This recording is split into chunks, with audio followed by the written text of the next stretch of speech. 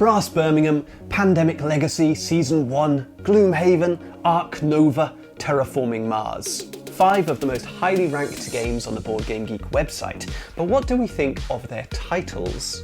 Do they share any common features? Could we create a model for generating a perfect board game title? And does such a thing even exist? I'm Adam Porter, I'm a game designer from Wales. My most recent game, Zingazam, was released at Essenspiel in 2023. On this channel I talk about my process and experiences in the board game industry.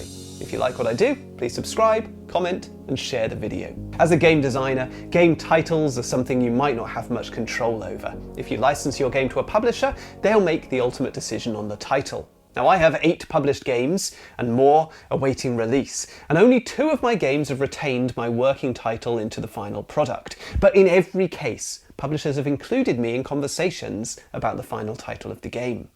Don't think your input doesn't matter. You still need to consider this stuff. Your working title could play a significant role in attracting a publisher. Of course, if you're self-publishing, then the decision rests solely with you. If you're a game designer looking to produce high-quality prototypes of your games, you might want to check out the sponsor of this video. Launch Tabletop is a full-scale board game manufacturer, and their print-on-demand service Launch Lab can produce professional quality prototypes in tiny quantities at an affordable price. Their shipping costs are really competitive too. For designers across Europe and the UK, you're going to struggle to find a print-on-demand service with more affordable shipping. And they're quick. In my experience as a UK customer, delivery's generally taken around 3 weeks. If you visit launchtabletop.com and use discount code ADAMINWales, you'll receive a 20% discount off your order. And the quality of Launch Tabletop's workmanship is exceptional, so I highly recommend that you check them out. Now back to the topic at hand. Brass Birmingham. What can we pick out from this title? It's short.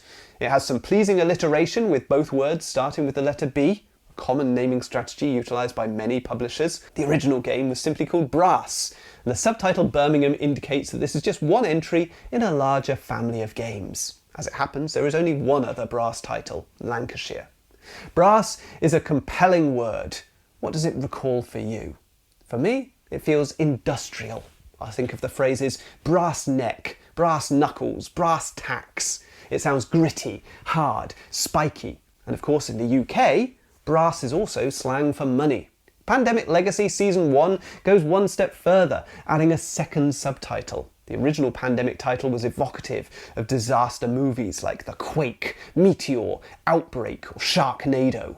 Of course, Pandemic came to have greater resonance over the last few years, and I wonder whether COVID has impacted sales at all. The Legacy title is a descriptor. It tells us that this will be a campaign where the game is permanently altered from one session to the next. But only if you're immersed enough in the hobby to understand gamer jargon. To the average consumer, it's just a random word, albeit an evocative one, tacked on to the unrelated word pandemic. And Season 1 is a teaser. It tells us that the game will feature a narrative adventure like a binge-worthy Netflix series, and it hints that there will be more Pandemic Legacy games to come. Gloomhaven is a portmanteau, 2 emotive words combined to make an intriguing new one. Now I haven't played Gloomhaven, but I assume that it's a place? To me this word is pretty forgettable. It sounds like any number of D&D inspired fantasy locations. Water Deep, Doom Rock, Gale Crest. But clearly the game has risen above its bland title to achieve extraordinary success, even using a similar portmanteau approach in its sequel, Frosthaven. The Latin title, Ark Nova, translates as New Ark, employing Latin presumably to give the game an air of sophistication and complexity. It's an approach Feuerland used previously with Terra Mystica, or Mystical Land.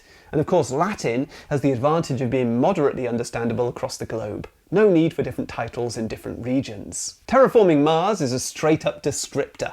Literal, to the point, tells you exactly what you're going to be doing in the game. It helps, of course, that terraforming is not a word that we hear a lot, so that catches attention, and the planet Mars is mysterious and intriguing. Stronghold Games are not the only company to cotton on to that. On Mars, First Martians, Mission Red Planet. A great title needs to be short, evocative, and memorable. Or so says common wisdom. But breaking these conventions seems to have worked for some creators. Bez Sheriari uses a long-form naming convention with titles like a game about wee whimsical creatures and trying to identify them after someone makes a noise. It's a fun approach, carving out a unique brand identity for Bez and her games, but it's bound to have diminishing returns, with each individual title becoming harder to remember. This first entry into the Bezzy Budget Bag series has the advantage of being easily shortened to the memorable, alliterative, wee whimsical creatures. But later titles, like a game about quickly grabbing creatures that are totally different and counting your beetroots, are harder to shorten and harder to remember. Evocative doesn't seem to be a prerequisite for success either.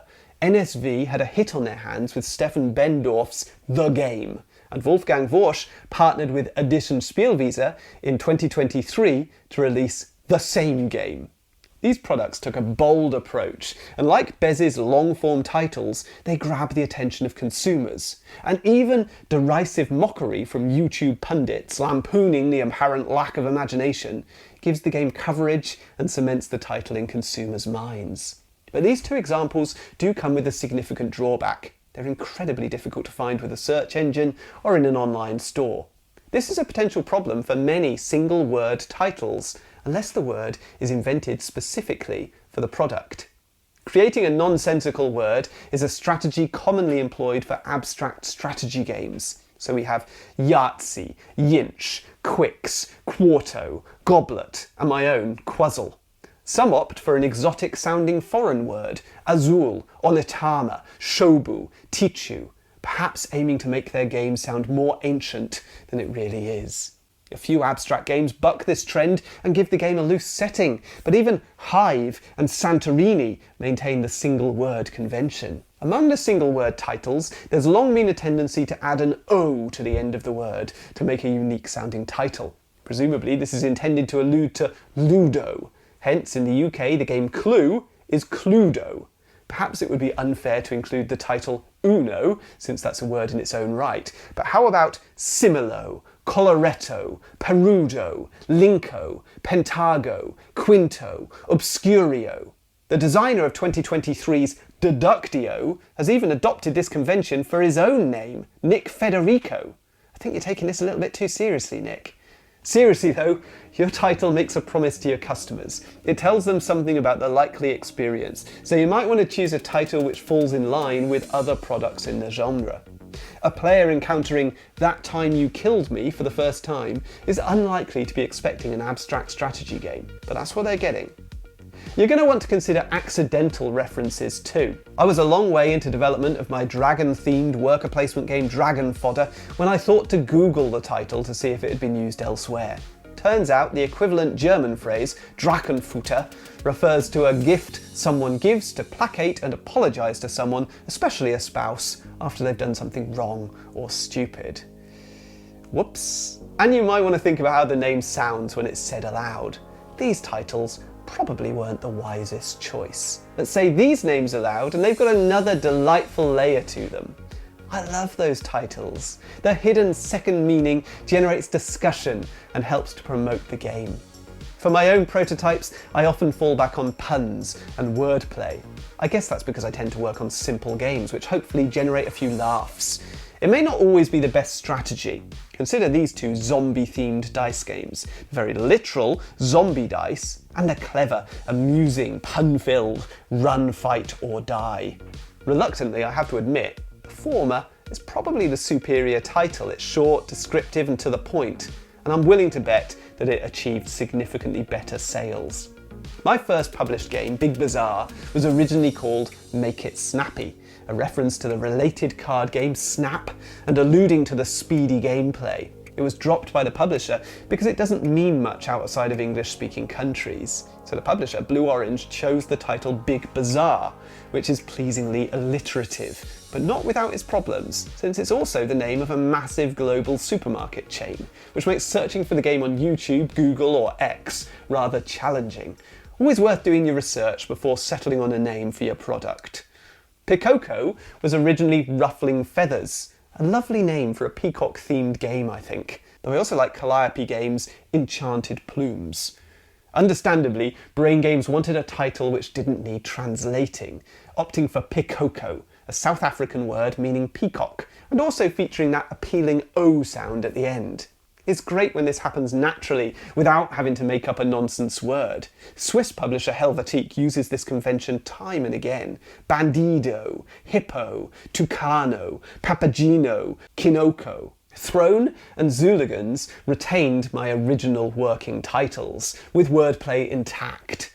And of course, this limits any potential for international sales. Agent 21 was an excellent evocative name for Rob Fisher's and my two-player blackjack game, which ended up being released as Compromat.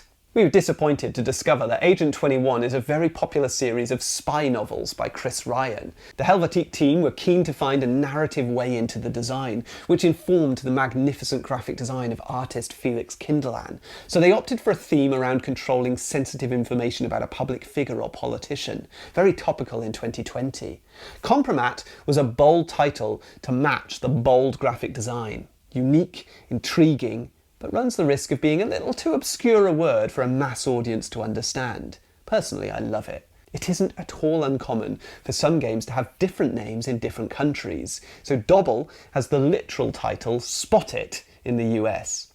I wonder which version achieves better sales. The intriguing, iconic, nonsense title used in Europe, or the says what it does on the tin title seen in the US.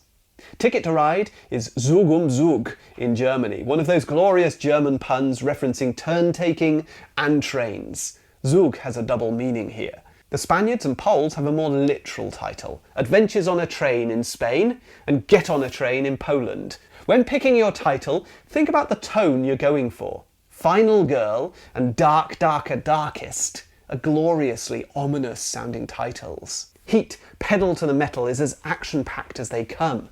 Which one of these titles do you want to play from box cover alone? If you're struggling to come up with ideas, ask yourself, who is this game about? The Sheriff of Nottingham, the Architects of the West Kingdom, the Quacks of Quedlinburg, Professor Evil, and the Citadel of Time. Of course, your title still needs to be compelling. I'm certain that Lorenzo il Magnifico is a hugely significant historical figure, but I have no idea of this particular period of history, and I'm pretty sure that much of the potential audience is with me. Think about where your game is set. The Bunny Kingdom, the Last Bastion, in a meadow, a blue lagoon. Oh, it's tempting to name a strategy game after a real-life location, but how am I supposed to remember which game is which? I loved the board game Bruges, but now it's been re-released as Cuzco. No wait, Cuzco is the new name for Bora Bora. Bruges is now Hamburg. But I already own Cuzco. No, that's a different Cuzco. That Cuzco used to be Java. I mean, I understand why every publisher is fighting over Cuzco. It has an O at the end of it. But what a mess. So what do players do in your game? They roll for the galaxy. They camel up. They fold it. They flick 'em up. And try not to lie. Kingdom Builder is a great game. The title, though, is bland and it doesn't come close to describing what you do in the game. What is the goal of your game? Speculation. The rich and the good. Ghost fighting treasure hunters. Turtle splash. Of course, we could title the game based on what we don't want to do. Don't step in it. Don't get got. Don't mess with Cthulhu. Don't go in there. When does your game happen? Once upon a time. In the year of the dragon. After us. Stone Age. Similar to my worries about using historical figures for your title, I would avoid using a specific year, unless you're going for something very iconic like 1066 or 1989. It seems likely that in the future, 2020 is going to go down as one of those years. What is your game about? Wits and wages. Panic on Wall Street. The pursuit of happiness. The fog of love. You can get a bit too poetic, I think. As endearing as it sounds, and then we held hands, might come off as pretentious when sat on a shelf alongside unstable unicorns and exploding kittens. Jargon is bad. Nobody outside the hobby knows what a meeple is. And a bit of common sense is obviously required, so we avoid this nonsense. Viva Java, the coffee game, the dice game. This is not okay. When you have an idea for your board game title, write down 10 more. Can you get to 20? Pick a few favourites and run them past friends, family, gamers at your local game group. These publishers didn't do that.